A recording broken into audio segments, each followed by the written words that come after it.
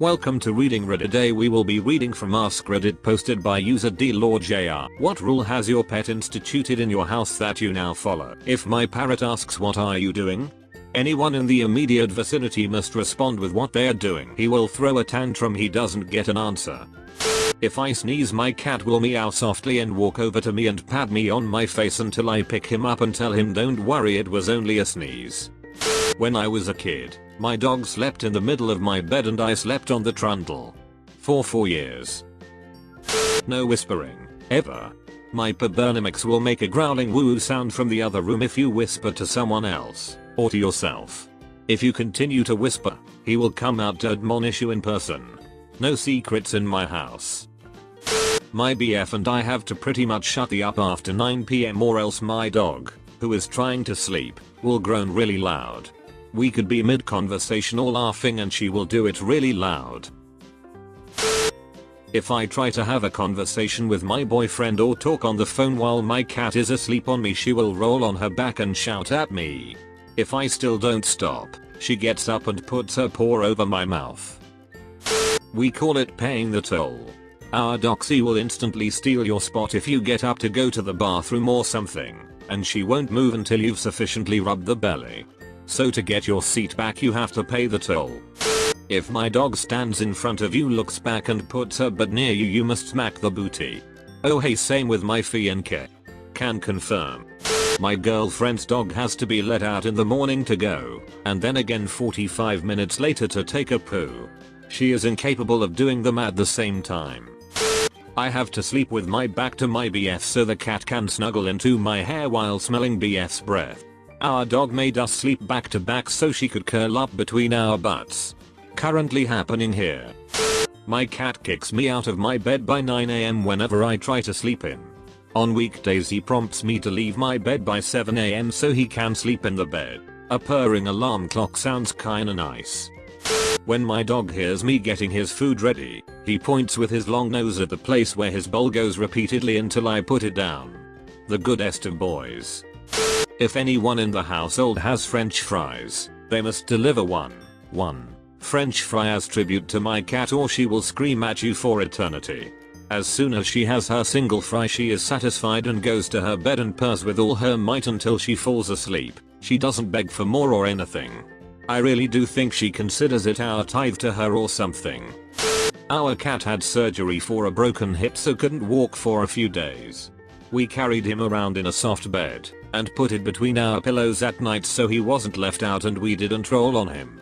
The space between the pillows now belongs to him. He also likes to sleep with his head on my pillow. Whenever someone gets ice cubes from the fridge, they have to give one to my kitten to play with.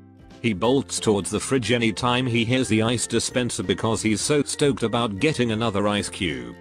My dog refuses to go to sleep until my mum has tucked him in with his blanket and toys and told him goodnight. He will throw a tantrum and bark 4 hours on end if he isn't tucked in by 8:30, so now the official family bedtime is at sunset just to keep the dog happy, lol. Part 2. You've been put in charge of running heck. An afterlife for terrible people who aren't quite evil enough to get into hell. What are some of the tortures you design? Everyone's speech is lagging 1 second behind their lip movement. Their socks keep falling down inside their shoes. They have that one little microscopic hayseed that makes you take off your shoe and shake it out, but when you put it back on, it still pokes. Then you take off the sock and feel it but can't find the prickly thing. So you put it back on and it makes your skin get a little red. You know when you feel itchy so you scratch yourself, but then after you scratch one itch you're itchy somewhere else. And it's not a strong itch, it's just barely strong enough for you to want to scratch it. Bear that. Forever. Also one tiny muscle twitching in your left eyelid. For days.